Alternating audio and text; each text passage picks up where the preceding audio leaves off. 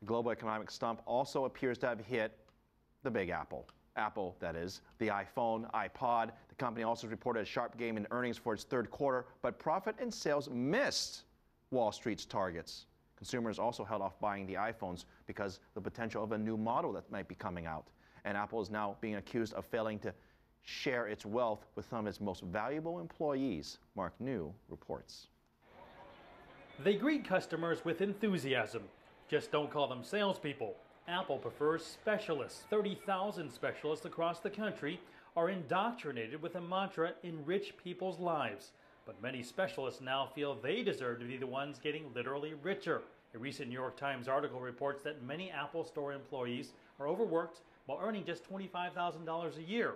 And unlike employees at stores such as AT&T and Verizon, places that sell Apple products, specialists don't get a commission, something that may be in the consumer's best interest. You should be happy that the Apple Store employees are not on commission. As a customer, you should be happy because that means they are empowered to do what is right for you, the customer. Carmine Gallo spent a year researching Apple retail stores for his newly released book, The Apple Experience. Certainly, with thousands of people every week, it's a high-pressure environment. There's no question about it. Most of the people who I spoke to had a very positive experience, even if they felt a lot of pressure because of just a huge amount of volume they have to do. Even those who ended up leaving still had some pretty positive experiences with the Apple brand. But this is Apple, the world's most valuable company, and in many surveys, the world's most valuable brand too. If you divide the company's revenue by the total number of employees, the figure is more than double that of your average electronics store.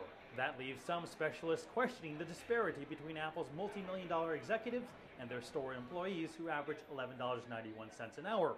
Apple did not return requests for interviews. Store employees we contacted said non-disclosure agreements prevented them from speaking on camera. If any want to leave, Gallo says working for Apple looks great on a resume.